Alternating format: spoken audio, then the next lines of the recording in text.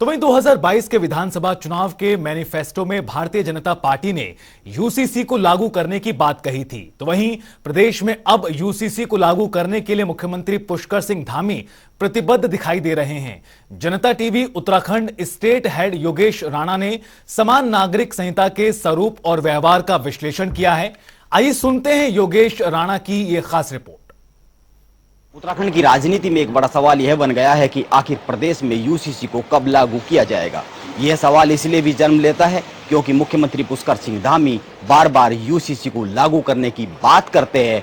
अब तो उन्होंने बहुत ही साफ कह दिया है कि इस साल के अंत तक उत्तराखंड में यूसीसी को लागू कर दिया जाएगा। धामी बार बार यूसीसी को लागू करने की बात तो करते हैं, लेकिन अभी तक यूसीसी का ड्राफ्ट कमेटी ने उत्तराखंड सरकार को नहीं सौंपा है और यह कब विधानसभा में बिल के तौर पर पेश किया जाएगा, इसको लेकर भी अभी तक कोई साफ बहुत तस्वीर है नहीं। इसीलिए यह समझना जरूरी है कि मुख्यमंत्री धामी यूसीसी को लेकर कहां पर खड़े हुए हैं। क्या यूसीसी केंद्र और धामी के बीच में कहीं पर अटका हुआ मसला बनता जा रहा है? यह एक उत्तराखंड की राजनीति में बड़ा सवाल बन गया है। दरअसल उत्तराखंड में यूसीसी को लागू किया जाना मुख्यमंत्री पुष्कर सिंह धामी की राजनीति की एक मजबूरी भी है। यह धामी की राजनीति की मजबूरी भी है, उत्तराखंड भाजपा के लिए भी एक यह जरूरी कदम है, क्योंकि धामी ने यूसीसी को लेकर उत्तराखंड की जनता से एक वादा किया हुआ है।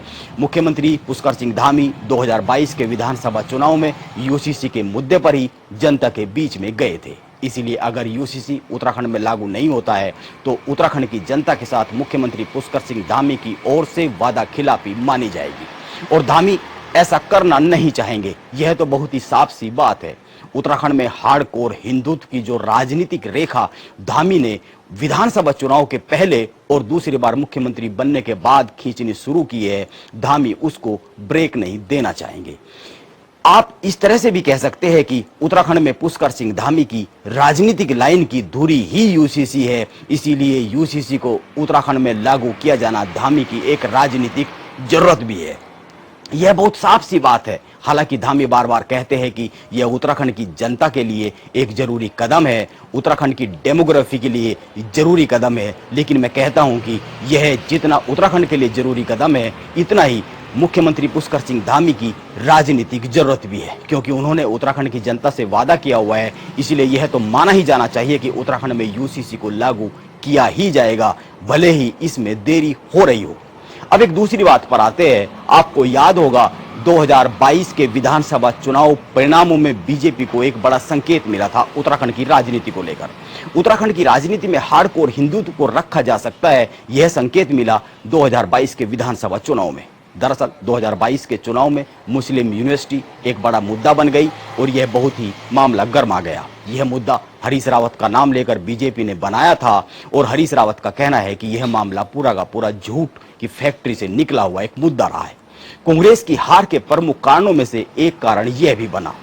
इस बात को कांग्रेस के कई नेता ऑफ द रिकॉर्ड स्वीकार भी करते हैं। हरीश रावत भी मुस्लिम यूनिवर्सिटी के मसले पर बहुत ही ज्यादा आक्रामक रहे हैं। उन्होंने मुस्लिम यूनिवर्सिटी की बात को सिद्ध करने वालों को लाखों रुपए इनाम देने की घोषणा भी की है और बीच बीच में इनाम भी बढ़ाया है। उनका कहना है कि यह बात एकदम झूठ थी और यह बीजेपी की झूठ की फैक्ट्री से निकली हुई एक बात है, राजनीतिक मुद्दा है।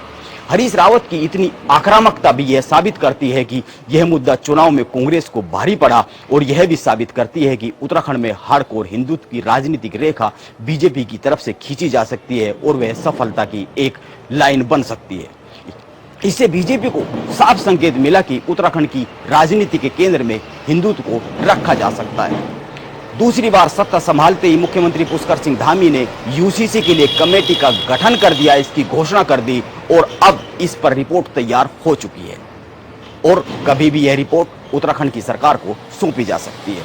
अब देखना यह होगा कि यह रिपोर्ट सरकार को कब सौंपी जाती है और कब यूसीसी को लेकर प्रस्ताव विधानसभा में रखा जाता है, उत्तराखंड में कब यूसीसी लागू होता है। वैसे भी मुख्यमंत्री धामी ने इस साल के अंत तक की सीमा रेखा तो खींच ही दी है, इसलिए यह तो माना ही जाना चाहिए कि इस साल में उत्तराखंड में यूसीसी लागू कर ही दिया जाएगा।